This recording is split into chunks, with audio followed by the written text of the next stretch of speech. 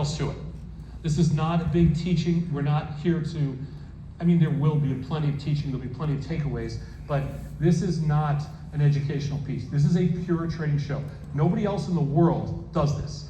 And we've basically been doing this live for 25 straight years, and we're the only people, and that's why we've been able to build these kind of, these niche kind of firms and these specialty firms that are so interesting, and they attract so many people like you guys. And it's also important that you look around the room and you realize you're not alone, because trading is a very lonely business. I mean, I have Tony and Liz and Jenny and everybody else, and trading's always been a lonely business. Maybe Nick.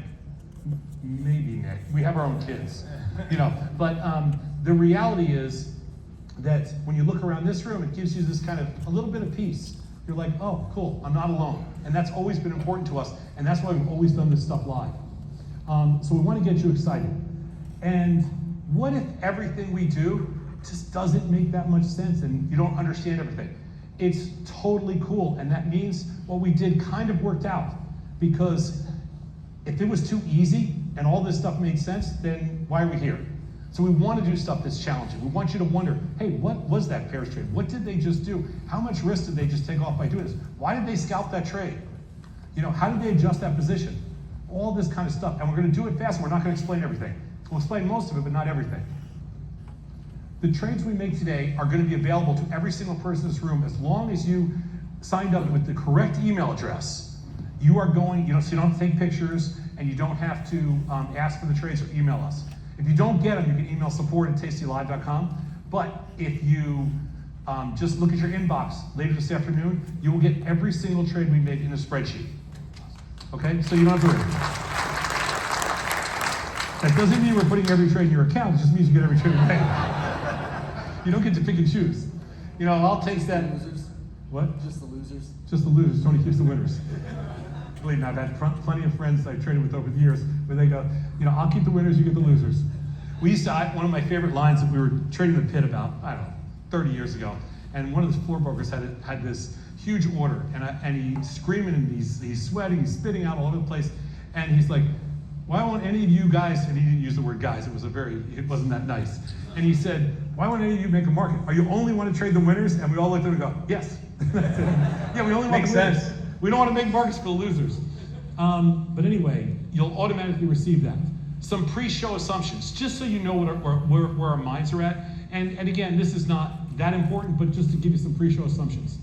The S&Ps, which are up really big this morning, we are neutral to bearish. Now, if you're wondering, are you guys always neutral to bearish? Yeah, we're record highs. We're contrarians. We're kind of always bearish. The US dollar will probably sell some volatility and maybe get a little bit short delta in there today. Bonds, we've been bullish. I don't think there's much going on today because the government shut down. Volatility, we're definitely bullish. Gold is at record highs today, so we're going to be a little bit bearish. And oil, we've been bearish. It's kind of on its butt, so I think we'll play it neutral today. That's just some of the big ones. As for the most liquid underlyings, these are the most liquid underlyings, but you can see I have a screen up here. What I did on this screen is I listed out about 50 different stocks that we may or may not trade, just so we can go through everything. And these are the big ones. These are the most liquid underlyings: the SPY, Q, IWM, Tesla, Apple, Nvidia, Coin, Microsoft, and Palantir. These are like 9 of the more, I would say, 9 of the most popular options, or the most liquid options, volume-wise, maybe market-wise, maybe bid-ask differential. We will try to focus on liquidity, but we will trade a few things that are a little less liquid today, just because they're in play. And just to give you an idea, before we just switch, here, take this, 1 second. Before we switch over, we're gonna show you a couple things just before we pull this up. And hopefully, this is actually a really good screen because of all the cities we've been into in the screens, this is about as good as we've seen. This is our platform, nothing else to it. This is our software-based platform, not the web-based. This is the software side. And as you can see up here, this is our watch list. And you'll see that the entire watch list is pretty much futures. Now, just to give you a little context, we will, at Tasty, about 70+% of our business is listed options. And about 25% of our business is futures and futures options. But today, we're gonna be right around 50-50, just to mix it up to give you as much kind of a taste of all the different underlyings. So we're gonna be a little more skewed to futures than we usually are, but the industry-wide, it's about, we're almost 95% derivatives, and we're pretty much 70-25, it varies a little bit in that range. And we're one of the largest firms in the world that trades futures options. So just to keep that in the back of your mind, and Tony and I are going to do a lot of that stuff today. But what you'll see here is a watch list. So just to go through it so we're all clear, you'll see the S&Ps are up 30 today. 30 handles is about 0.5%. And the S&Ps are kind of on, this is a new record high. I'll make it simple, I'm not just going to say they are. The NASDAQ's at pretty much a record high, but it's a little weaker today. And the Russell's up 36, it's very strong today. And so basically everything on that board, it's Groundhog Day. Anybody here short? That's it, just the three of you? The rest of you are all alone? Smart crowd. Smart, you're way smarter than I am. You don't want to see my deltas today. But anyway, so what we'll do is, we're not technicians, but the only reason we'll put a chart up there is so you know where something's been. So if I say, for example, like the S&Ps are at record highs, Tony will put up the S&Ps just for a second, and you can see they're at record highs. And on the right-hand side of the screen up here, you'll see everything that we're doing under working orders, and you'll see every position. If Tony, if you go to the position tab to start off, just go to positions. Okay, what you'll see here is we have 0 positions on. So we're coming in today with a completely flat account. There's no positions on. Now we had to find an account, it's hard for us, so we're always scrambling to find accounts with no positions on. But what we did is you open up the top, you'll see something. Okay, so you'll see that option buying power at the top, the option buying power right there is 505,000. So we'll show you during the course of the day, we said we put a $500,000 there, there's actually 505 in there. So over the course of the day, we'll show you how much capital we use by showing you the next, there'll be an option buying power which will decrease, and stock buying power is always 2 times option buying power. Okay, that's just the leverage you're afforded. You can't borrow money to trade options, and you can't borrow money to trade futures, but you can borrow money to trade stocks. Okay, that's how that works. So that stock buying power is 2 times the option buying power. Everything else is just the money you have available to trade with. We base everything we do off net liquidating value, but we can get into that later on. And sometimes Tom tries to count how many trades we've done, but he can just look at today's trades too, so he can see. Next to the trades is delta. That's how much risk we're taking as measured by the S&Ps. Tasty is the only platform that takes all your futures positions, weights them against ETFs, and then gives you a beta-weighted delta on the entire position. So it's really easy to understand. And then we'll also put your theta number up there, which is the amount of decay we created intraday. Okay? That's our grand little introduction, and now we'll get down. We've got, plenty of trading to do. So we're gonna get right into this. And just a couple things. Again, we do this show, like we just did the show in New York, where we started 15 minutes, half hour before the markets actually opened. Now, it's a little different here. Now it's 9:30 in the morning, markets have been open for 3 hours already. So we're gonna trade a little bit differently because we're gonna think about how things are being set up. Like right now, the S&Ps are really strong, the Russell's really strong, and the NASDAQ's pretty weak. So for starters, Tony, and we're gonna start off on a hard stuff, a pairs trade. Tony's gonna buy, I should tell you this, let me preface this. When we trade futures, we'll trade 1 contract at a time, because futures are about, they're much bigger than regular options. When we trade listed options, we'll trade 5 contracts. Okay, so 1 contract of futures, 5 contracts of listed options, and like I said, we'll probably use about $100,000. So for starters, and I'm gonna do this my back to the screen, Tony's gonna buy 1 micro ES, MES. See, this is where I test Tony, see how fast he is with a broken hand. He's gonna buy 1 micro ES, he's gonna sell 1 MNQ, which is a micro NASDAQ, today. This is what I deal with every day. He's gonna buy one micro Russell, which are super strong today. Just buy 1. M2K. Thank you. Sometimes when Tony does these shows, buy another micro Russell. M2K. Thank you, Craig. Thank God you're here. Sell another NASDAQ.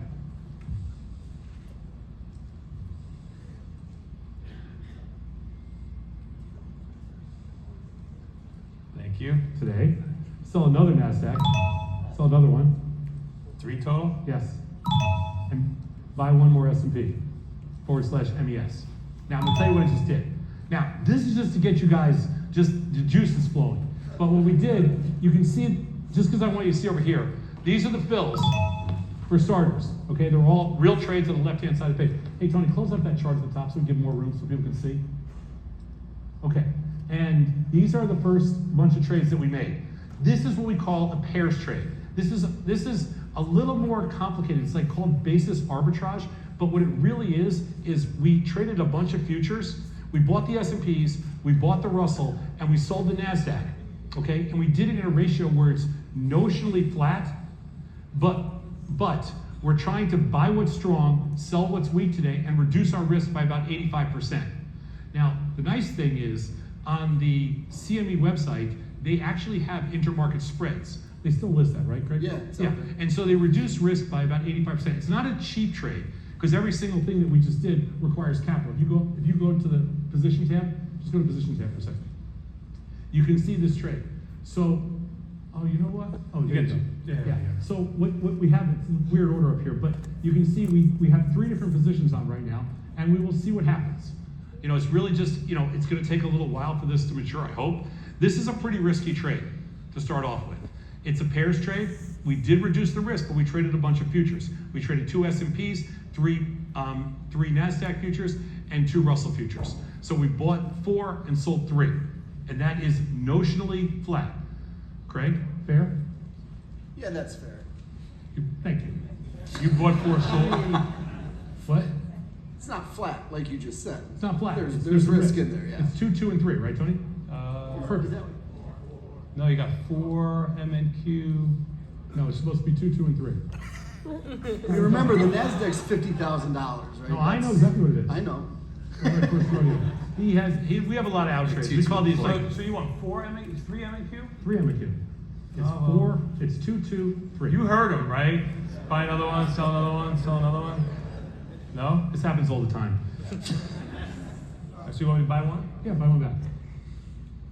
We do this a lot. We make a mistake. All right, next thing we're gonna do, because I'm not looking at the screen, that's what makes it a little harder. But next thing we're gonna do is, we always like to start the show off with a little bit of some zero DTE stuff, just to have some stuff on that maybe we can take advantage of in the next, half hour. Normally with zero DTE trades, we like to get out of them inside of the first hour. But now we're 3 hours into the trading day, so it's a little less, let's call it a little less interesting to us, but we're gonna give it a shot. Watch what we do here for the first thing. Tony's gonna go to /ES. /ES, which is the S&P index options. And these are the same thing as SPX. We'll get to those in 1 second. And we're gonna go to the 0 days here. And if you see the 0 days, if you look on the right-hand side of the screen, It's just about that's 10 the bucks. expected move. You see where his cursor is right now? That's the expected move for the rest of the day. It's $9.60, right? That's what it is? So it's just about $10. Now, that takes into account everything that's already happened this morning. And they've sucked a lot of volatility out. So this morning, the expected move was probably closer to about $28. It's already come down to about $10. So it's a little bit thin right now. That's not a lot of juice in there. But what Tony's gonna do, because this is a relatively efficient product with only 1 tick away, the current index is at, let's just call it 6,800. What Tony's gonna do is we're gonna give ourselves a little room, but he's gonna go to the 6810 calls and sell those. And since there's some put skew in here, he can move down to the downside and we'll probably go to the 6780 puts. Just give ourselves a little room. That's a naked short strangle. And this product's about half the size of the SPX. So you can see mid-price right here is $2.80.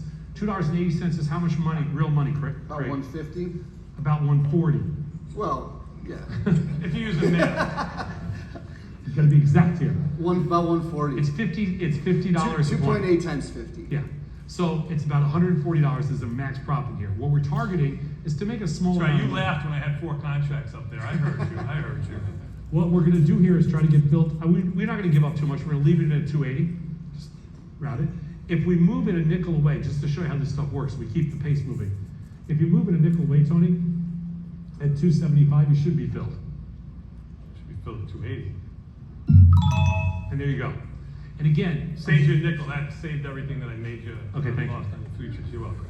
one of the things we do today, just to put some perspective around this, is we're not gonna squeeze any orders, we're not gonna leave resting orders in there. So we're gonna give up a little bit of edge to get filled, because there's nothing to show you if we're showing you working orders.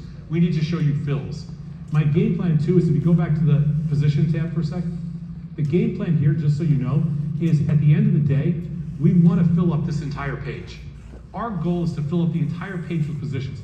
I want you to leave here today seeing that in 90 minutes, we can build an entire portfolio of, let's call it, close to 30 different positions, or 27 different positions, to fill up this entire page. And we'll do that. So we just did a 0 DT trade in the /ES. And the reason we use the /ES is because it's 1/2 the size of the SPX. That's right, Andy? Correct. And the SPX, the difference is that this is a cash settled index. It's probably the most popular for the 0 DTs as far as notional trading goes. And Tony's gonna go to the SPX right now. But the SPX requires a lot more capital because it doesn't have span margin. So in this case, we're gonna spread the trade off. So he's gonna do the same thing. The expected move, and you're gonna see this all day, is $10. Tony's gonna go up just about $10 away, but he's gonna iron condor it off so we can save a little bit of capital, so we don't have to use too much capital. Because a naked option here requires $120,000. You just change your contract size to 1 too when you do it. And yeah, you're gonna go basically the same thing. It's different pricing underlying, but you can go, go 37.30. I'm sorry, 67.30 on the put side. And then just move it $10 away. And what he's doing right here is he's setting up an iron condor. And again, the whole reason for the iron condor is for capital efficiency.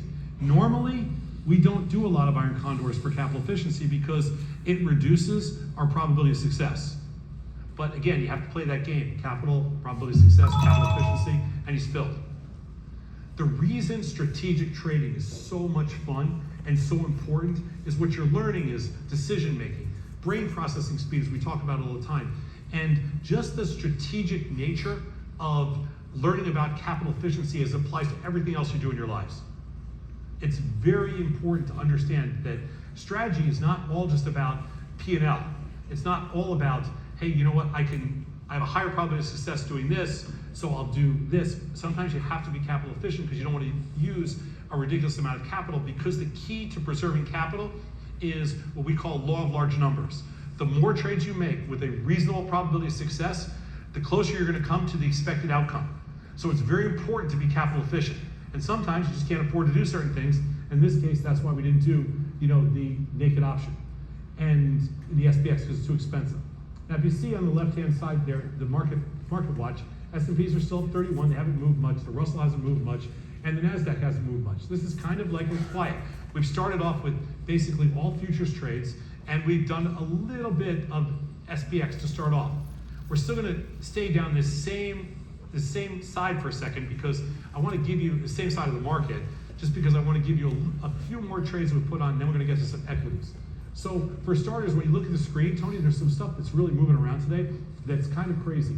And by the way, that's a new high in Bitcoin too. Yeah, 24,000 Yeah. change, almost 25. And it's a new high in gold. You can see, take your cursor and put it on where gold is. I believe that's a new high of $40 in gold. And I believe that this is a recent new high in silver as well.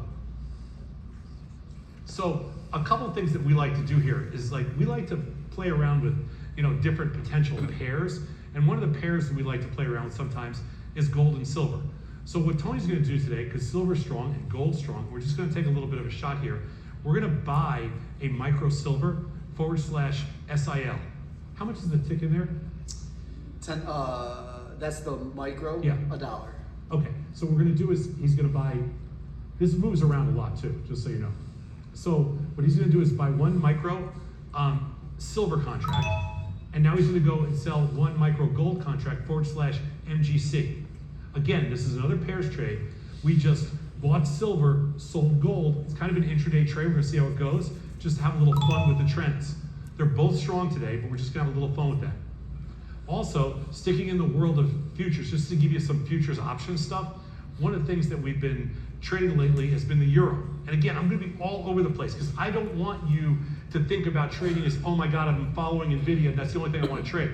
I want you to think about it kind of in the totality of everything that's out there. We are agnostic to product. So Tony's gonna go to /6E. That's the euro. The euro's been on a crazy run. Go ahead. I mean, this is just where it's near its high, but it's just under its high. What we're gonna do here is we're gonna sell an out of the money call spread. And the reason I wanna show you this is because whether you're trading the euro or IBM, we use the same interface. We set this trades up the exact same way. We're gonna go straight closest to 45 days. We're gonna go at the expected move, and you can see the expected move here. It's about 20, it's about 2 cents. And so what Tony's gonna do here is we're just under 118, just under 118. He's gonna go up to the 120s, which is just over the expected move. He's gonna click on the 120, and he's gonna buy the 121. And we're gonna see how much premium that is. It's about $1.20 in premium. And you can see right there that the max profit on this is $1.50. See where his cursor is? So what he's gonna do is gonna lower a little bit and go to the 119.5, 120.5, because you can mess around with it. And on the Tasty software, you just drag and drop. So now we took it up to max profit of 200, which is more relative to the risk, about 20% of the width of strikes, and now we're gonna sell this call spread. And again, the coolest thing about this platform when we built it, you know, a lot of you go back to the days when we built the Thinkorswim platform, which was an amazing piece of technology. TOS was incredible. But we threw a lot of stuff at the wall when we built TOS technology-wise.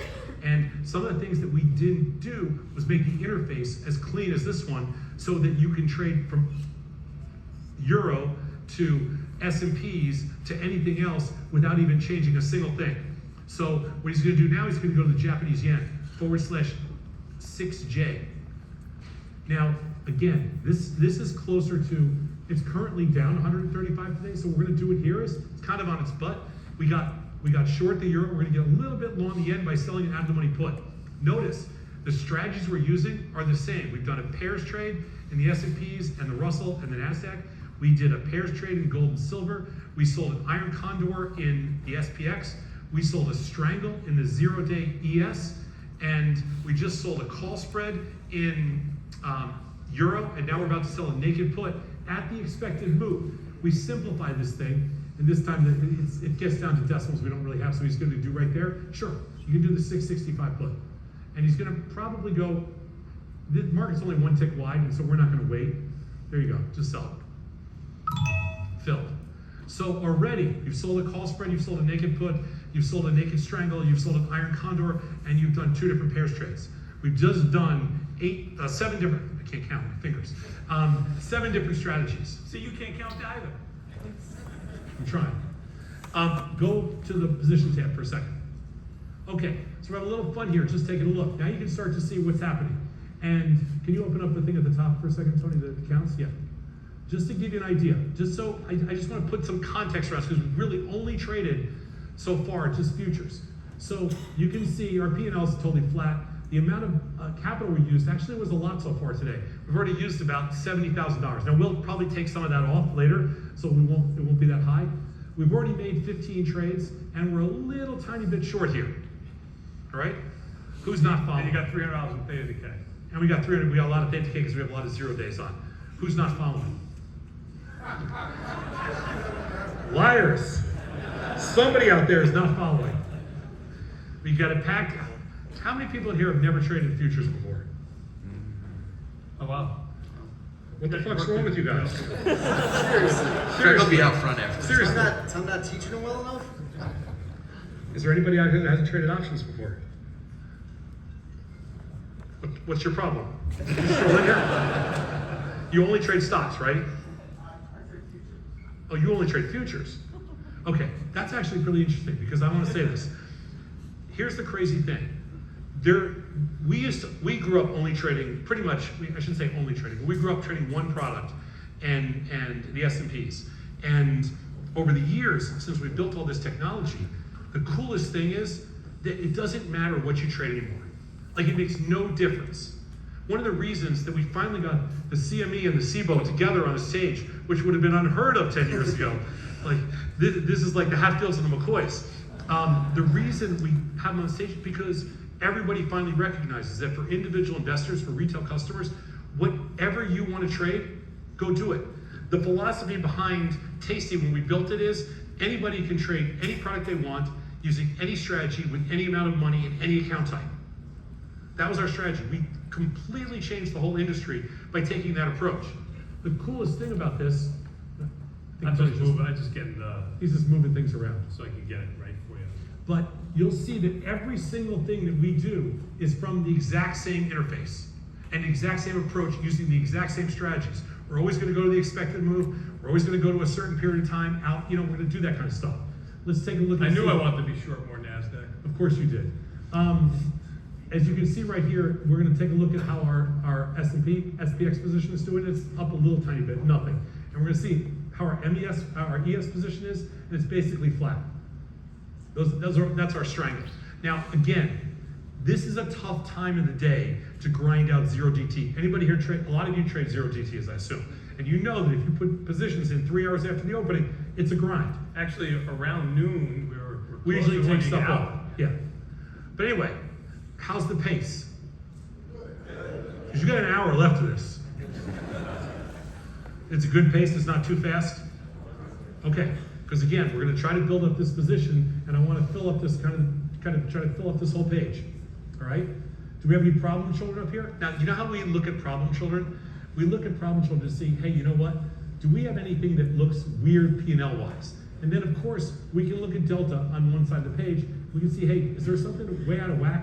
But really what we're doing is we're looking at P&L to see intraday problem children. And then we'll go through all our positions at the end to see if we're off on deltas, and we'll flatten everything out. When we leave here today, we will be flat at 10:30 in the morning. We're going to be flat or close to being flat. And so we won't have a lot of directional risk. We'll have plenty of position risk on. Let's be really clear about that. And we'll have a little tiny bit of mechanical edge, meaning we're short premium. We'll have no theoretical edge. The coolest thing about what we do, and this is before I get into some stock trading, and we talked about this last night ourselves. The coolest thing about what we do is if you invest $100,000 into a stock, like let's just pick a stock like SPY or Apple or whatever it is, $100,000 of Apple, the bid-ask differential is essentially $1. So the amount of give up to the street is about $1.